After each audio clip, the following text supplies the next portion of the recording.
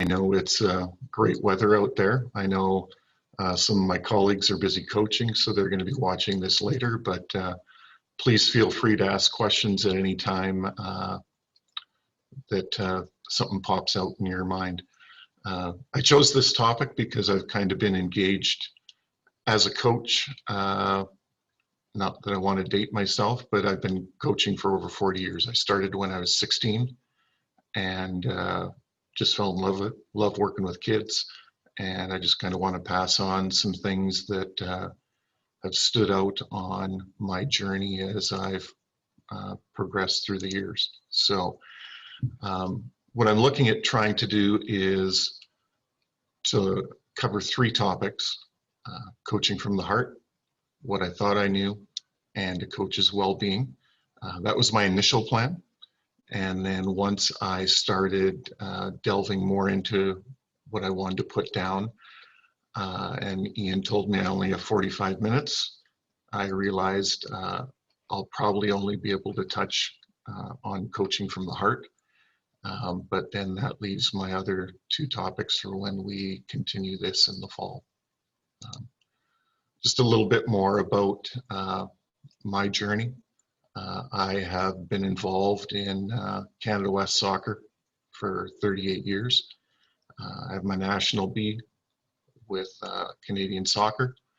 I have my advanced diploma with the United States Soccer.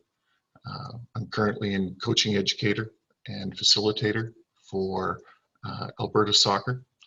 I was a scout for Sheffield United for a couple of years, and loving the fact they're back in the Prem now. And I've had the extreme pleasure of coaching, helping coach Canada at 2 of the World Universiades in Belgrade and in Kazan. And that was 2 amazing experiences that just helped me grow so much as a person and as a coach. What I wanted to start with as I entered coaching from the heart, and that's what I call it. Others might look at it more as relationships or some other catchy terms, but I look at it as coaching from the heart. So I'm going to give you about 30 seconds, and all I want you to think about is think about a coach who really had a huge positive impact on you and your playing career. And then think about the 5 attributes that stood out most about that individual. And whether you want to write it down, whether you want to type it in your phone, whether you just want to think about it and kind of keep it in your mind. This is an activity I do with all my coaching courses just to set the table. So think about what are the 5 things that stand out about that coach that made such an impact for you.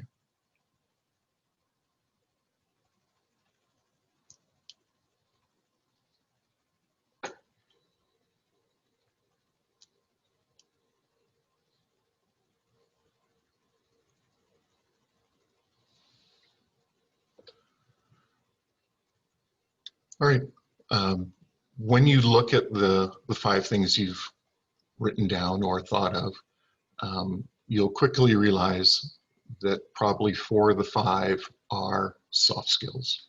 So that coach had a sense of humor.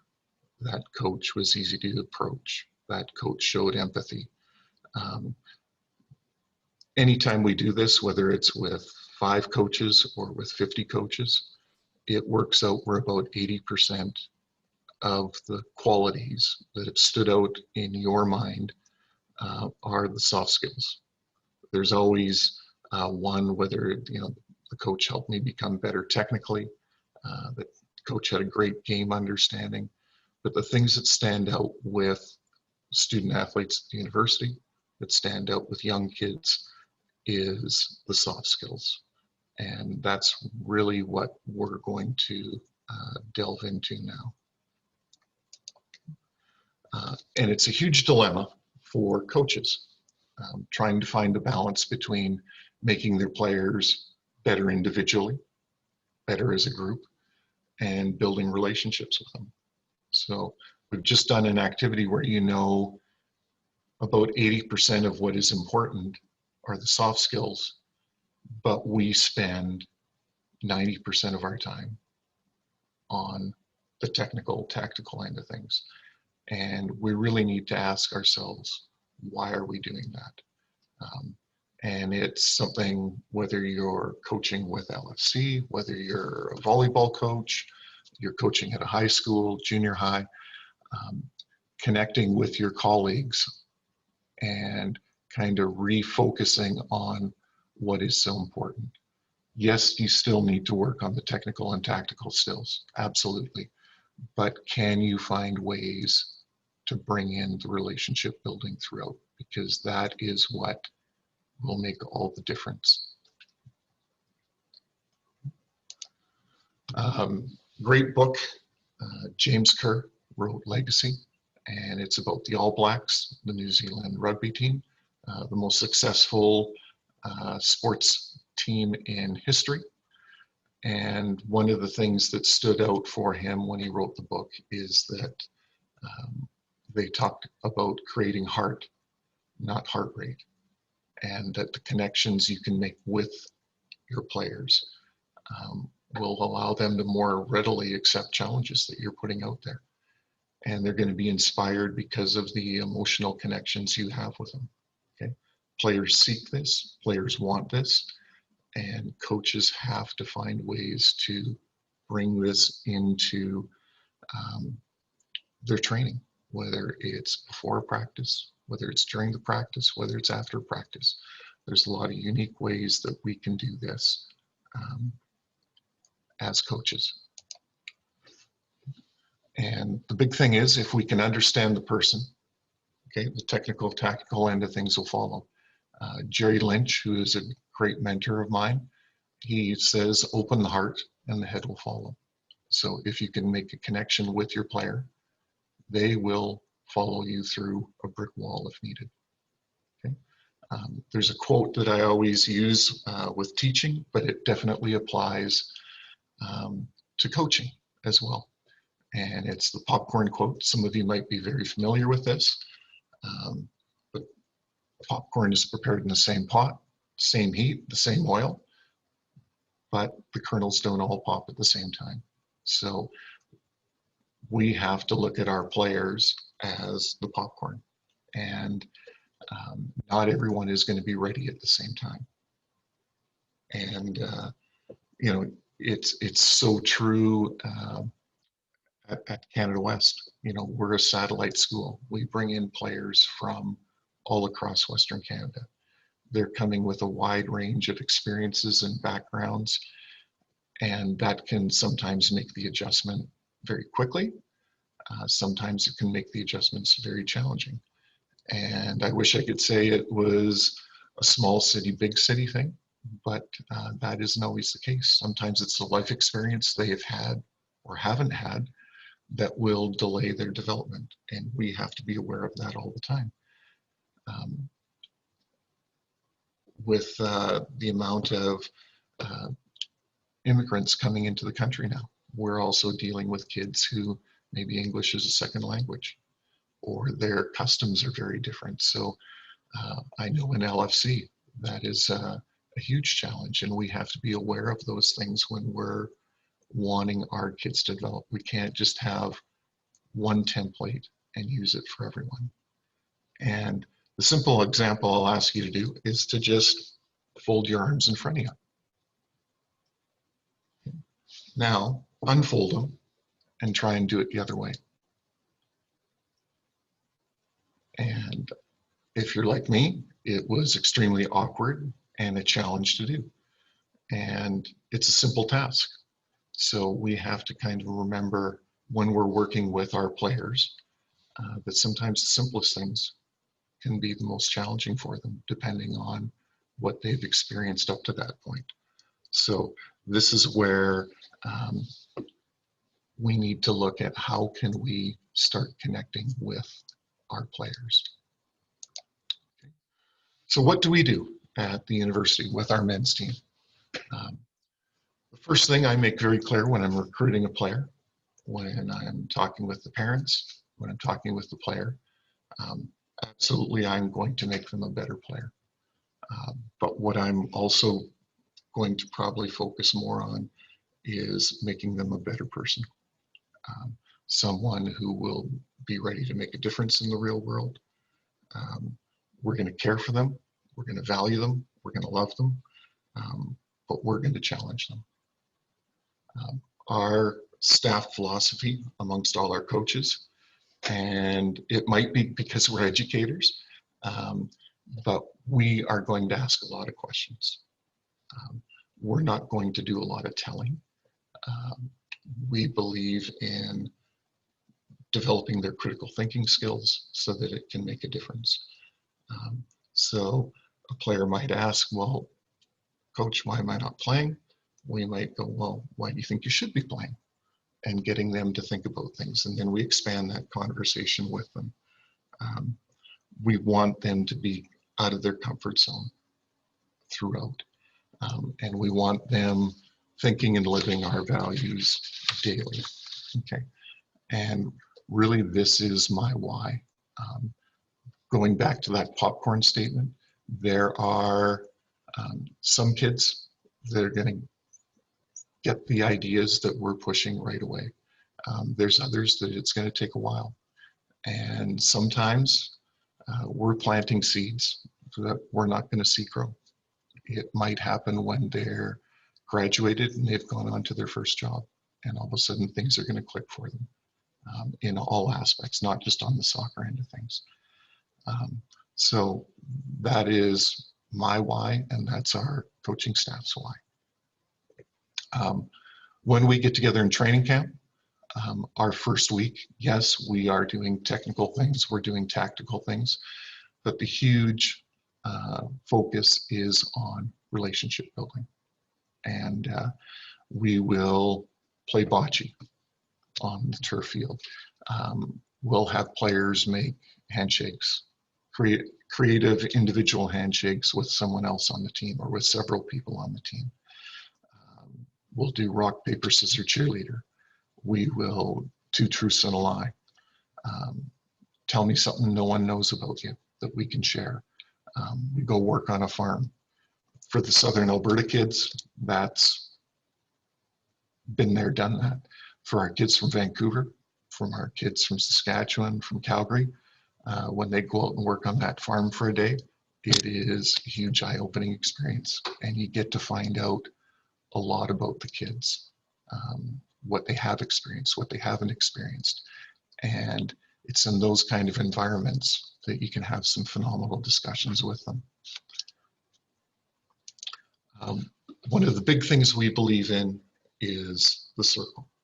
And this is something we do before every practice. We do it before every game. We do it after every practice. We do it in our warm-up. And it's signifying that we're one, that we're continual. We're a family. We're very open. We have one purpose and we have one goal. We're never ending and we're all in at all times. It allows us to make eye contact with everyone. And it can be little things like, what are you prepared to give today? How are you going to make Marcus more comfortable in training today? At the end, it can be a simple activity we do where it's we, me, you. So I'll point to one player and they will say, we did this really well. I loved our effort to get to the second balls. Then they will point to someone and go, me, this is what I did real well. And then the last one is they point to another player and they're pointing to someone else and going, you did this real well. I loved how you finished on the goal today. And it just gives a chance for empowerment by everybody. It gives a chance for recognition, which our athletes are always looking at and for. Okay. When we're in that circle, we'll openly say how much we love being here, that it's a great day to play. Okay. There's no place I'd rather be and there's no one I'd rather coach with. And we make that, we make those statements all the time. We want our players to know how invested we are in them on the field, off the field, in the classroom, and in the community. We'll openly share with them about how we will make mistakes, all of us. but we're still going to believe in you. We're going to be demanding because we care.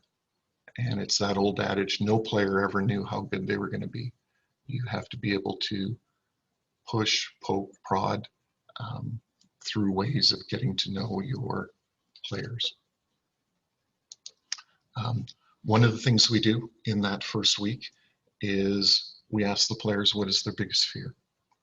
And they anonymously write that down on a piece of paper. We collect all the paper, put it in a hat, and we pull one out.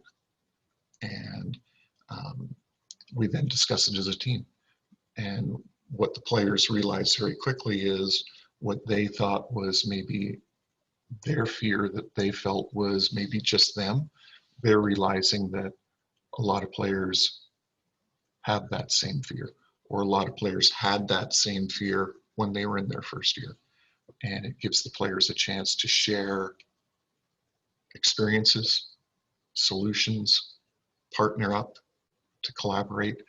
And some of the things are on the field, some of the things are off the field, some of the things are being away from home for the first time.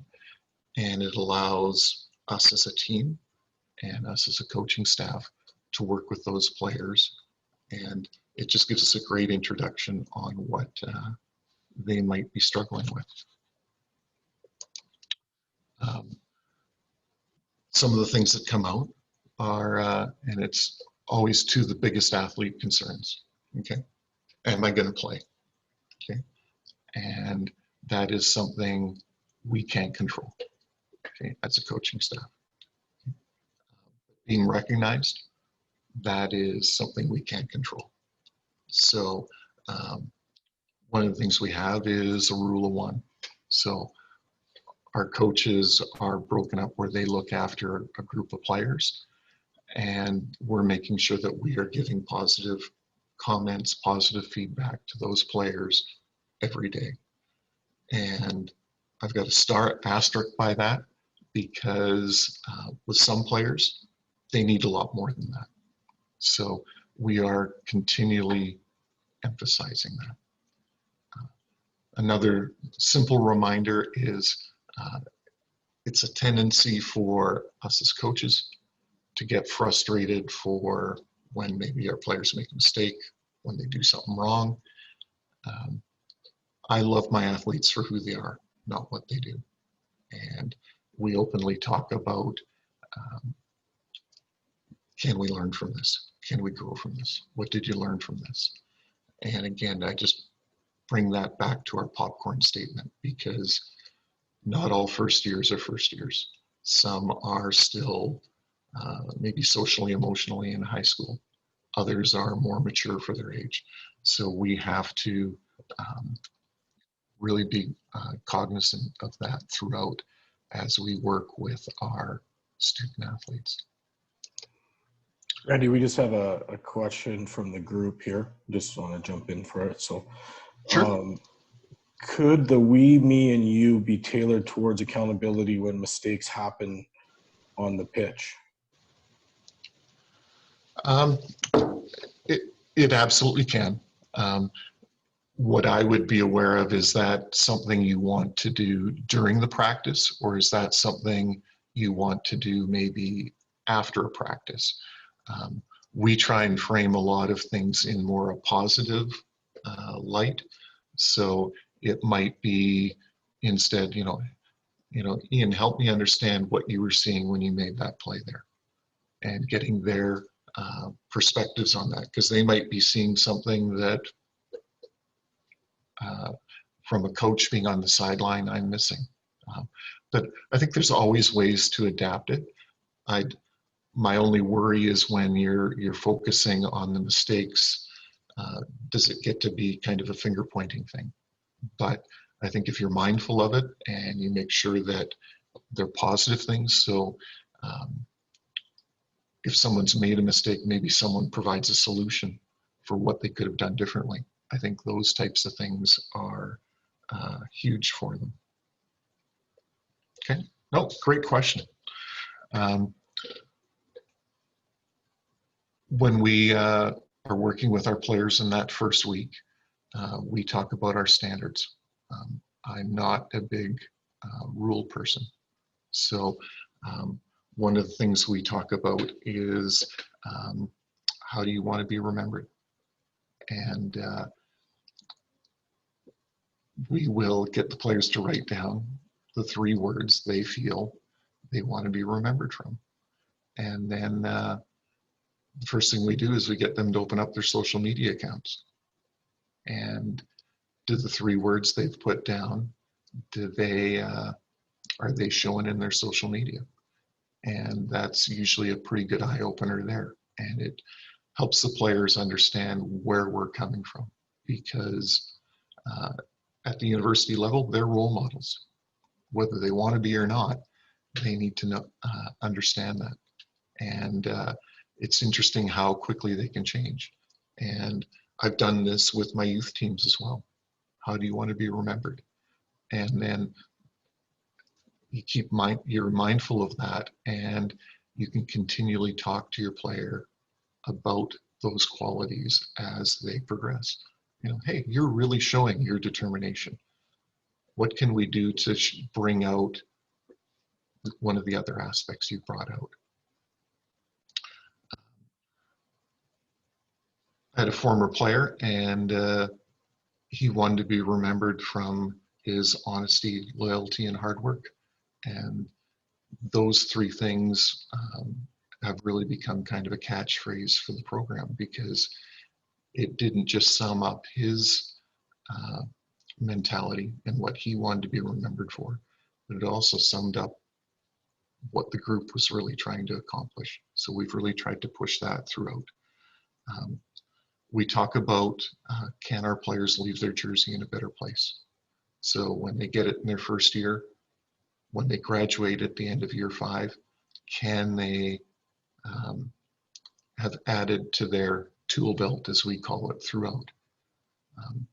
Can you elevate your play? Can you become better every day? Can you elevate a teammate? And can you elevate a community? The 2 pictures I've included are just great examples of our players through the years doing exactly that. And you know, the bottom picture is building a playground at one of the local schools.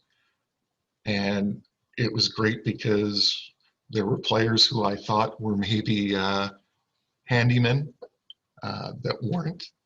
And there were some that I never would have thought could do things, were phenomenal out there. And again, that allowed us to have so many more conversations as things went on. You know, the leadership you showed on the playground when we were building, can you bring that into your practice now? The other picture is, again, a great community picture.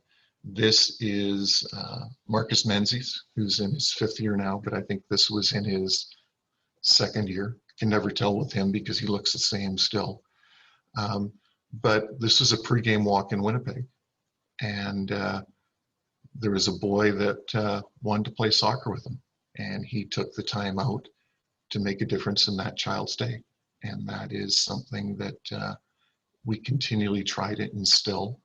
And as players get more comfortable with the coaching staff, with each other, they start bringing these qualities out. And if they can bring them out in that type of a situation, we feel they'll bring these qualities out in the tough situations, whether it's in a game, whether it's in a job interview. They will rely on some of the skills that sometimes they don't even realize they have, but they're developed and they'll showcase them. Can they create something that's worth missing? It is huge for us that our last day of our 5th years is always a huge challenge because it's a very emotional time, because the players realize how much they've grown and the relationships they've built, and how tough that is on all of us when that is done.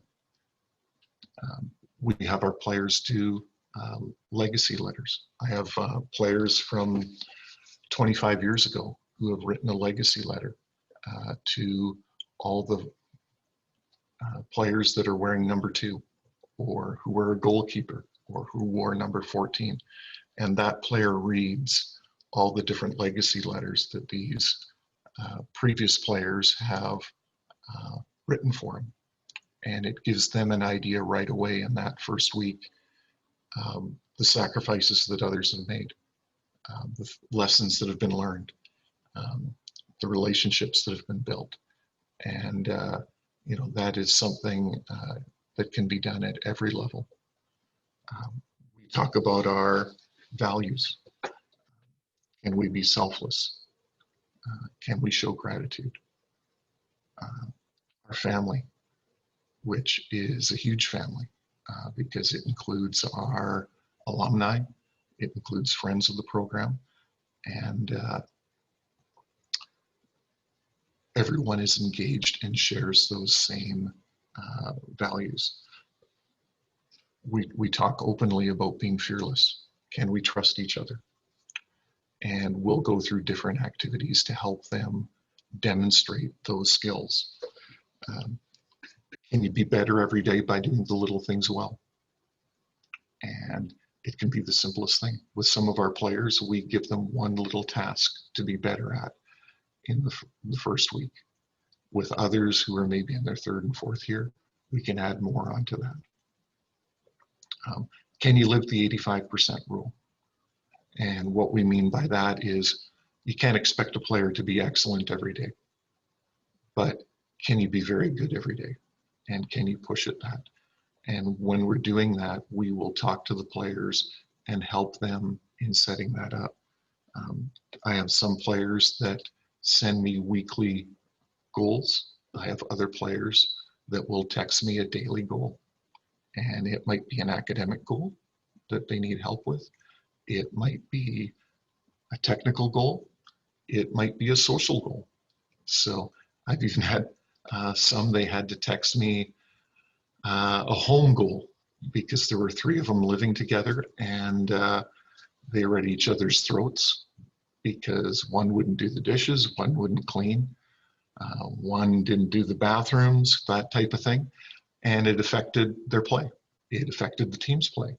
So they had to send me a daily goal, and it seemed silly, but in 2 weeks, that house was running smooth, and immediately those players' games took off because they weren't distracted by some of the little things we forget about. And we have kids. If you're coaching youth soccer, you might have a child that's being dropped off at practice. Maybe mom or dad was running late, so the kid is anxious. Can you work with them? Can you just have little talks with them to settle them down? And just set a little goal. Hey, I get that you're late. Can you do your warm up and then join our practice? Don't worry about it. Don't sweat the small stuff. Okay. The last thing is the big thing that we continually talk about, and that's the controllables. We can't control whether we're going to win or lose a game. We can't control what the referee is going to do, but we can control our effort. We can control our mental preparation. We can control, are we going to get to the second balls first? Are we going to have positive self-talk? These are things we can control, and we work on these things with our players starting in the very first week. We can't control the heat that we're practicing in August, but can we hydrate them properly? Can we control their warm-up? Can we control their cool-down? Those types of things we try and work with to help our players as they go through.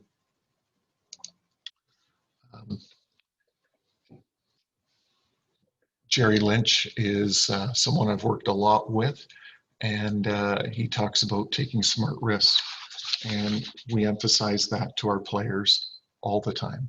And his quote that I love is, when you're at a cliff, jump, build your wings on the way down. And we encourage our players to do that all the time, whether it's taking that first step to go talk to an instructor, whether it's the fact that as a first year, they're going to play.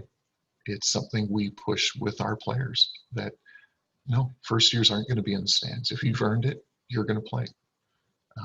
So getting the players to understand that concept of taking smart risks. You know, can you do your 1v1 trick in the attacking third? Okay. And beat the defender and get a cross in, score a goal, things like that. Getting them to try those things, because that's how they're going to grow and develop.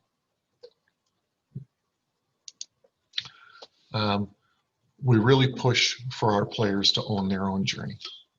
And, you know, when I started coaching, it was very much a command approach. I'm going to tell you what to do. You're going to be quiet. You're going to follow what goes on. What we do now is very collaborative, and the players own their journey completely. In our first week, the first question they're asked is, what is one thing that Randy needs to know to help you be successful? And I'm always floored at what the players will write down. It's confidential. It's between myself and the coaching staff and that player. And sometimes it's experiences that they've had that were maybe negative when they were young. Maybe it's family issues they're struggling with, girlfriends, being at school for the first time, being away from home. There's so many things that they're dealing with. And this simple question allows me to open the door and have some conversations with them. And it just allows it to grow so much, and it allows us to build trust with the players in that first week immediately. Every 3 months, we have our players set goals. So yes, they have a technical goal that they're setting, a tactical goal, a physical goal, academic, but we also add in social goals and mental skills goals. They're setting these goals, and we work with them through that. And at the end of 3 months, we'll sit down and work. Okay, so you said you wanted to be able to do this mentally, more positive self-talk. Were you successful with that? Okay, if you were, what's our next step? If you weren't, why weren't you? Okay, and how can I help you be more successful with that? Was it too big of a goal? Do we need to scale it back? And again, it just allows a lot of conversations between us and the players to help them own their journey. The big thing I stress, and it's huge for when you take on to this collaborative approach, the players have freedom of choice, absolutely. But they don't have freedom from consequences. Every decision they make has positive consequences or negative consequences. And we continually remind our players of that. You know, there's some players that when, if they go to a buffet, they might try everything. There's some that'll just get the roast beef, the potatoes, and the corn. We'll discuss that with them and help them understand why they need to branch out and why they need to focus on the mental end. I think we're all aware how much the mental end of sport has taken over, and it's such a priority for our players. Getting them to understand that, getting them to understand the importance of a proper warm-up, of a proper cool-down, and the impact that has. A lot of our players are not accustomed to playing at a high level every day for months on end. In a very dry heat, at a high intensity, then you're factoring in travel, you're factoring in being away from home for the first time, cooking their own meals, doing their own laundry, having roommates. It is so much of a challenge for them. So can we help them in all those areas? And it just opens the door for so many conversations. We have our players write out affirmations. Some of them will do it on a piece of paper and they'll have it in their bag. Some of them will have it on their phone that they look at. Some of them just have them memorized. And we try to get our players to, first of all, share them with me, but then also review those every day before they go out on the field. And really all their affirmation is I'm at my best when. So I'm at my best when I'm joking around in the dressing room beforehand. I'm at my best when I'm listening to my music. I'm at my best when I'm watching my role model video. Then there's also a little aspect about what do we need to be able to bring this, okay? So it's just little cues to help their players remember. If a player is struggling with self-talk, it might be a little cue. If I'm struggling, maybe I bunch up my toes. Maybe I have an elastic band on my wrist and I snap that to help refocus me. These are all things we talk about. It'll then allows me to work with my players so that if they're doing that well, hey, Benny, you're doing a great job with the positive self-talk. Can we keep building on that? Or, hey, Benny, you're having some struggles today. What else is there something in the way? Did something happen before practice, during practice? Okay, how can we help get you back on track? So it's all part of those discussions we have with our players. Something we brought in with our players is they developed role model videos.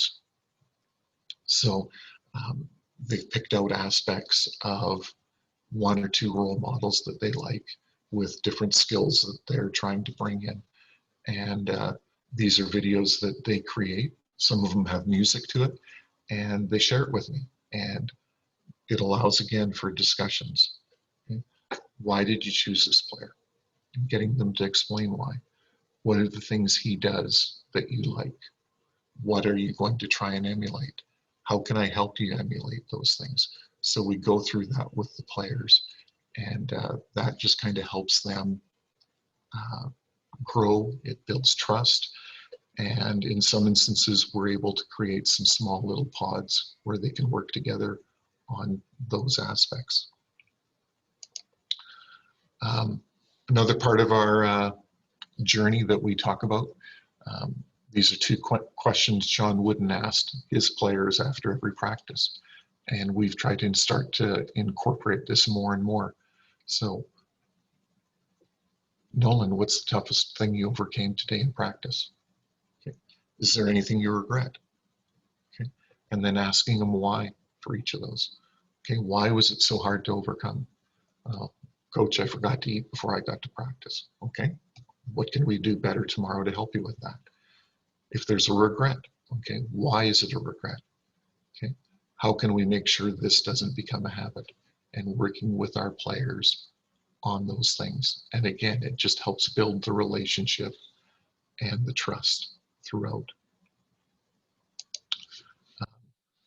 We really try to bring out the leadership in our team. So we do have a leadership committee, which I'm sure people are very familiar with. We try to have 1 player from each year of eligibility. There might be 2 players.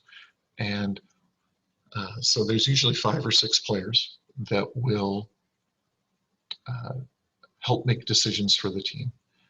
It might be, what are we wearing on the bus when we go to Saskatoon? It might be, here's your choice of 4 restaurants when we're in Edmonton. Where do we want to eat at? Okay, but it's also, sometimes we have to deal with that negative consequence where we have to deal with a player who's maybe done something they shouldn't have. And the players have to go through that. And it's a tremendous learning experience for them. It's a great growth for them because it's easy to do it from the sideline. But when you're dealing with a teammate, it's a challenge. And sometimes it might be a roommate or it might be your best friend. And you're working through that as a group on what do we do with this player? How do we help correct them? Is there a consequence? If so, what is it? And it's always interesting because The players, the leadership committee tends to come up with far harsher consequences than I do. So it's neat in that. And they explain it to the team. And then we work as a large family to help that player through those challenges. We've also really started to bring in a lot of rotational leadership. We will, it might be, you know, hey, Jack, you decide who's going to clean the dressing room at the end of practice. It might be who wants to lead the activation bands, who's going to lead the cool down, who's providing the words of wisdom before we start our practice when we're in our circle. So we develop a lot of rotational leadership throughout. There's times someone walks in the dressing room, I might just go to them, so what did you learn in school today? And they share that with the rest of the players who are in the room at that time. And our ultimate goal is to try to create a team of teams. We don't just want our goalies being a team. We want to create small groups and large groups and an entire group throughout our team. One of the things we try to get our players to do is to phone someone that they are grateful for and to tell them why. And again, it helps bring out that leadership. It helps bring out that trust. And it's amazing hearing some of those phone calls. And the reaction that the person that's getting the call, how they handle things, but also how the player is after that. And again, it's getting them out of their comfort zones a bit, but it is a huge growing experience for all of us. And when you hear what some of the players are grateful for, it's not always soccer based. It might be for helping them get out of trouble, getting them going in the right direction. Okay. We really try to live our values out loud every day. It's a challenge though. I'm not going to say it's easy. Going back to our popcorn thing, there are a lot of ups and downs with everything. And some players need a lot of TLC to help grow. It might take 3 years, but our view as a coaching staff is if they're continually showing growth, we are prepared to work with them. And we will often, you know, I had this talk with a player just a while ago, you know, how do you think your teammates are seeing your behavior? Okay. And then how would you feel if a teammate was treating you that way? And getting them to understand that. And is that really what you want to be? And through that relationship building, you can have some very valuable conversations that help the player as an individual grow and help your team as a large group grow. Really believe in being honest with our players throughout. So it's something we push kind of on a daily basis with all of our players. Okay. So Ian, we're at 45. What do you want me to do? Do you want me to keep going or? We don't have any other questions at this point, so we probably have about 10 more minutes till we get to our hour. Okay. And I will jump in if there is any questions. Okay. So this kind of leads to my second topic, and this is kind of a bunch of things kind of put together that things I thought I knew when I started coaching, and then I realized how much I had to grow. And I think the little graph here that we kind of created, regardless of what sport you're coaching, when you start coaching, you have some level of understanding. And very soon you feel you have everything mastered and that you have a great understanding of all that goes on. And then at some point you have that little epiphany, whether you see another coach doing something and like, hey, that's a neat idea. That's a different way to do that. And then you start examining things. And then you realize how little you actually know. And then from that point on, this is when you start to continually show growth. And I think this is a natural reflection for every coach. And, it's this John Wooden quote I have always loved. It's what you learn after you know it all that counts. And, we want our players to be learning every day. We have to understand as coaches that we need to be lifelong learners and that we need to start really pushing ourselves to become better every day. Now, that's a challenge because there's so much information out there. And what is applicable to your team? What is applicable to your age level? Whether you're a Liverpool fan or a Man City fan or a Bayern fan, there maybe are some things you can bring to your youth team, but trying to emulate a practice plan that Pep has set up or a video clip that you've seen on Twitter, those things, you can go down a rabbit hole real quick and it can create a lot of challenges for you. So I think it's important for you to really think about what is the one thing I need to focus on for my team. The other thing to be aware of is, and especially now, the game is evolving so quickly.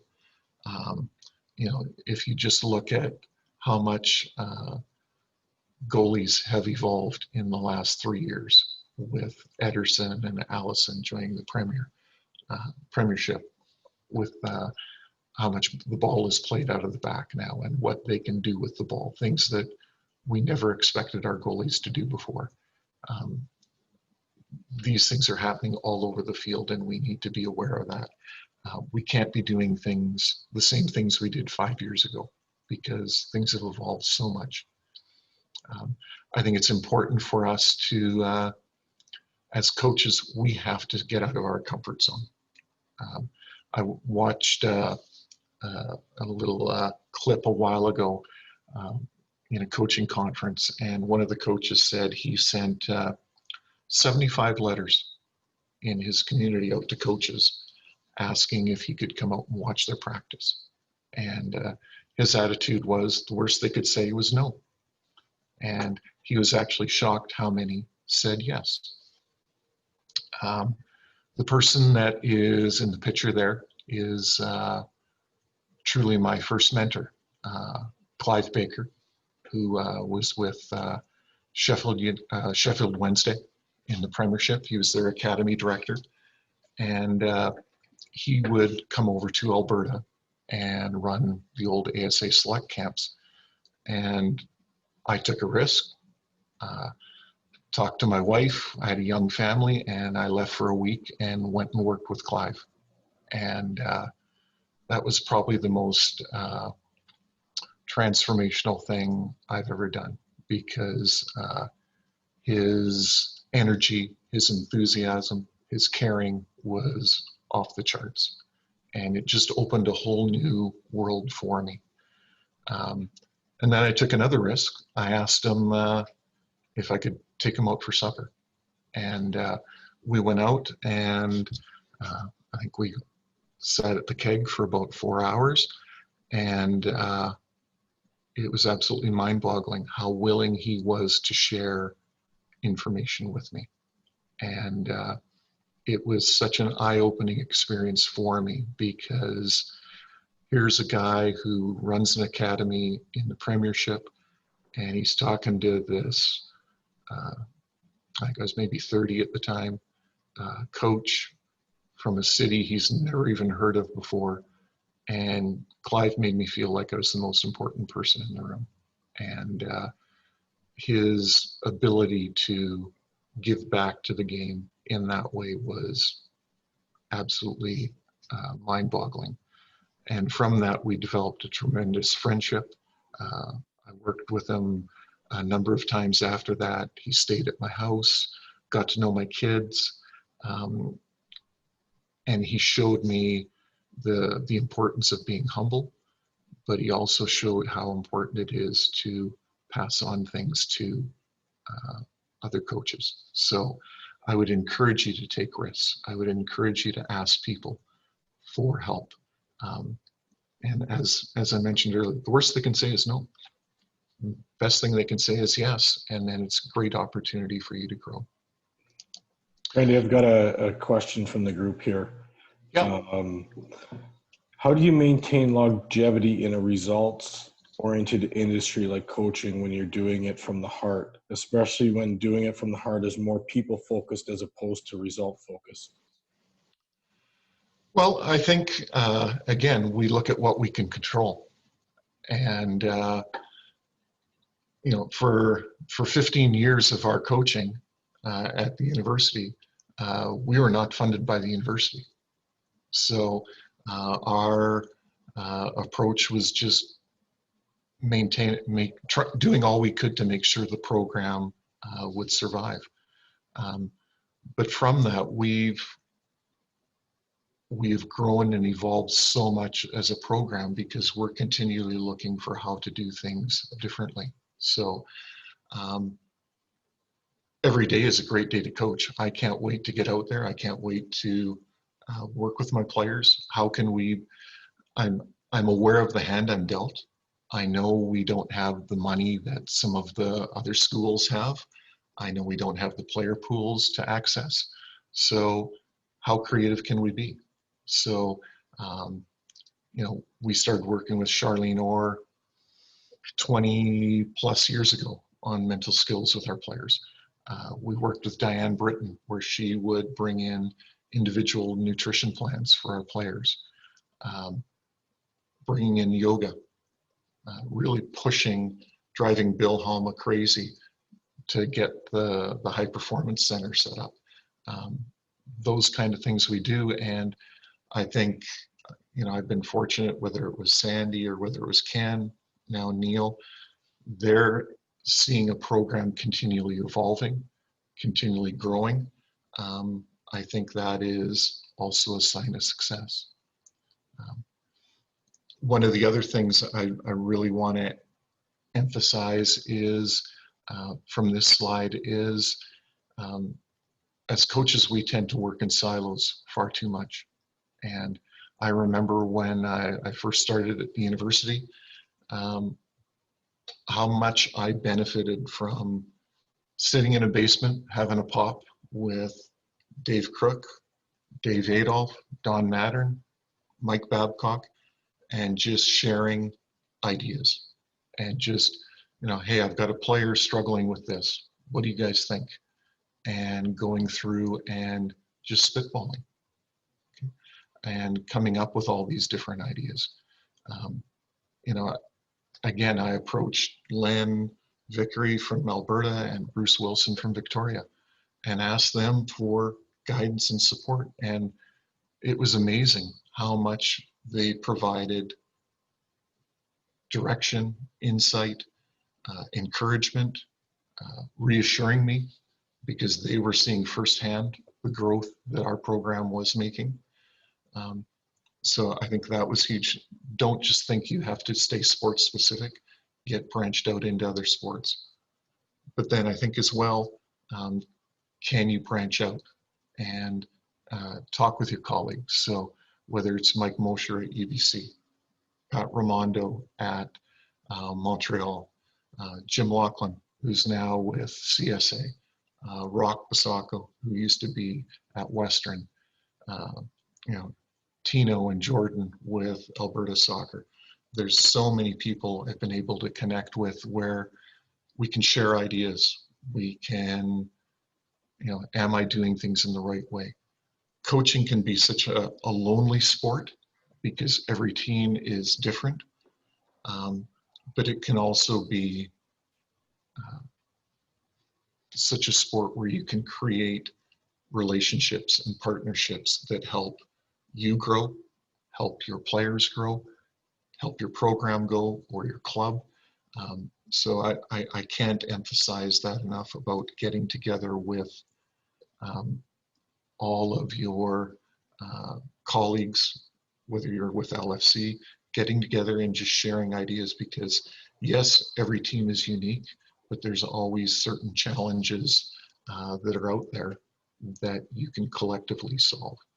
You don't have to reinvent the wheel. Another thing I learned quickly was about communication. And you know, me being a teacher, I thought I would put a teacher example here, because sometimes we send text messages or emails out, and what we're hoping for maybe isn't what we get. No, I did not put this assignment out, but I did have a great laugh with it, because kids, even my university players, are honest and accurate. We focus so much on our drill that sometimes we forget about what we really want to do. And this is a great example where the idea was great, but not a lot of explanation was shared. And the part that probably has me laugh the most is the coach's reaction at the end. So, you know, it's something that we have to be aware of. And Todd Bean, who is with Tovo, has a great quote: "If it takes you longer to explain the drill than for your players to actually do it, throw that plan in the garbage." We have to understand how important communication is, and we really have to put more thought into what and how we say things versus just coming up with a great session plan. Because if we haven't thought about what we're going to say to our players to help them become better, that session plan really isn't worth much. Okay. We have to understand that communication is two ways. So with our collaborative approach, I get our players to give us a lot of insight. They design their pregame warm-up, what we want to do on game day. And, you know, we start it in preseason, and if we don't feel it's working, we work with them to adjust it. And, you know, I think a lot of us are maybe familiar with this gentleman, Alex Ferguson, had just a tremendous quote: leaders should listen and watch. It's free. You have 2 ears, you have 1 mouth. And I think as coaches, we need to do that more often. We need to listen and watch what's going on in practice instead of feeling the need to run in continually to interrupt, especially at the young ages. The kids want to play. Can we find ways to correct them without continually interrupting? Another big thing to learn is our influence, and that our influence is never neutral. Okay? You are either going to be positive or negative, and you can't just sit one out. You can't make a decision because it might be a bad decision. You have to make a decision. Another challenge is a lot of us hear the word conflict and our back goes up and we become very worried about it. You have to expect you're going to have conflict as a coach, whether it's with parents, whether it's with players, whether it's with officials, whatever it might be. But can you embrace it? And can you facilitate positive growth from it? What can you learn from this?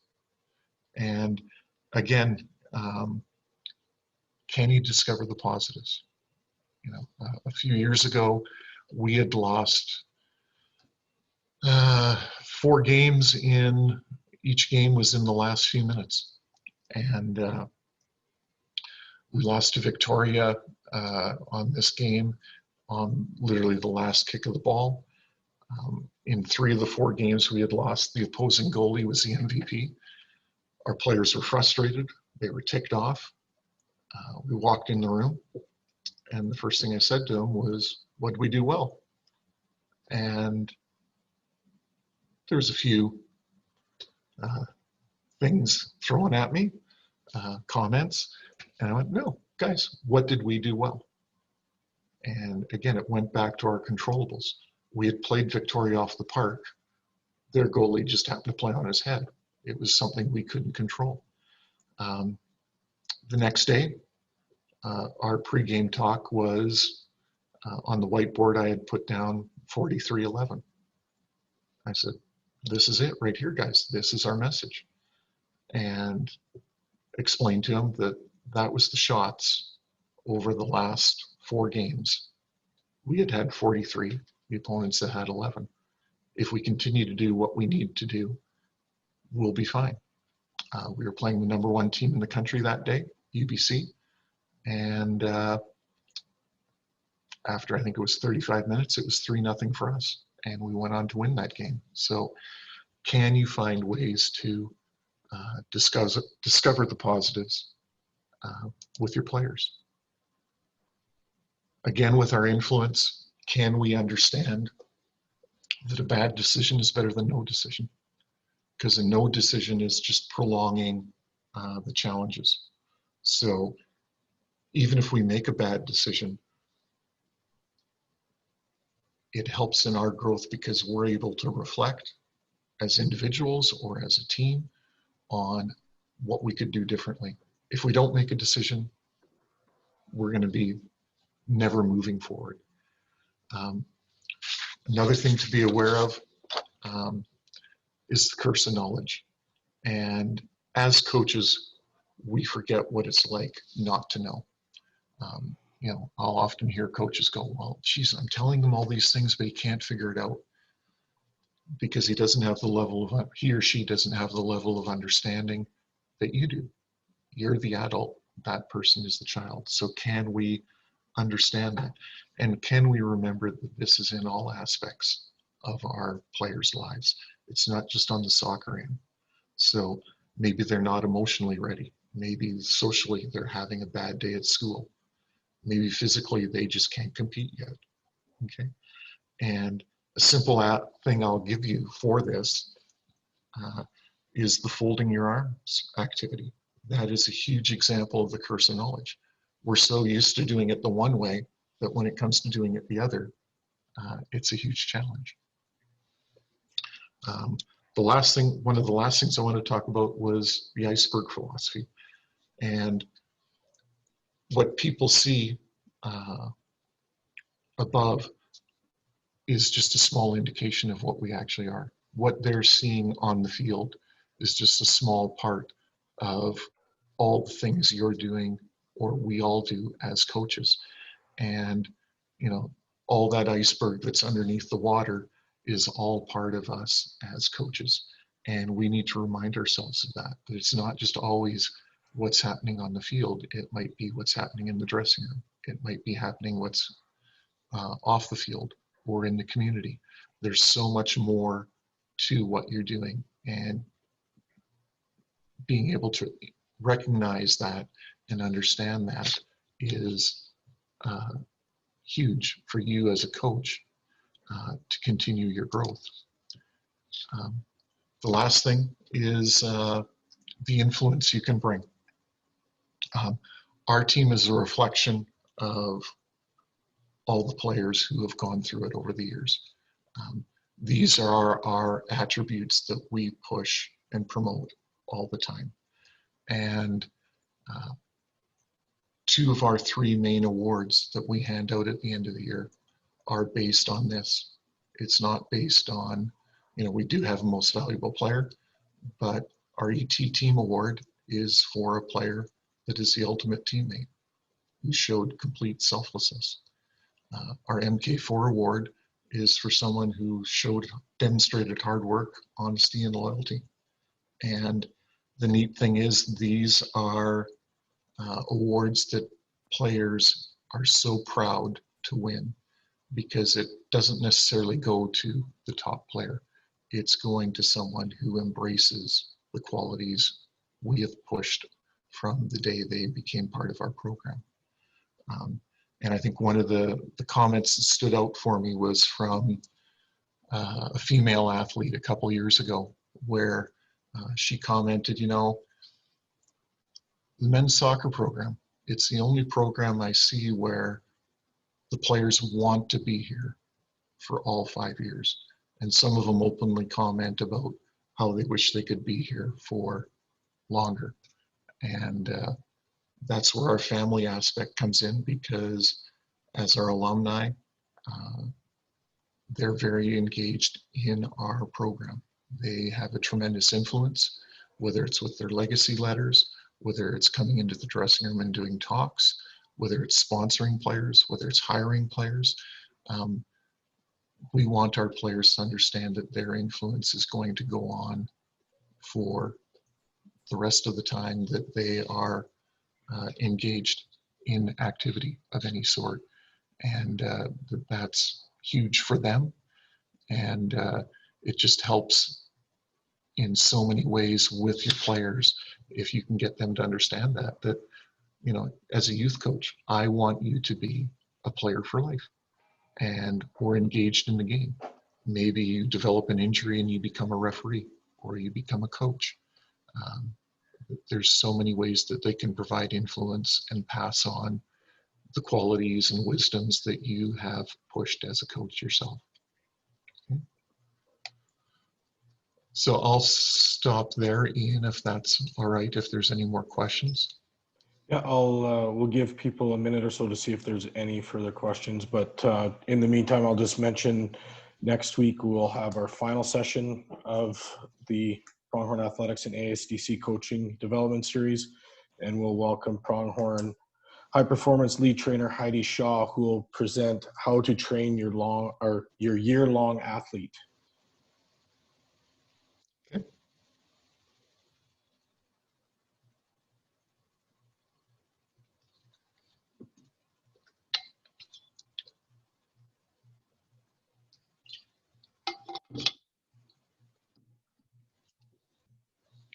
Okay, there was just a comment in there. It looks like there's no other questions.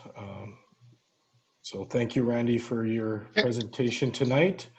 And we look forward to seeing Heidi a week from today. Thank you, everybody. Sure. Okay, thanks.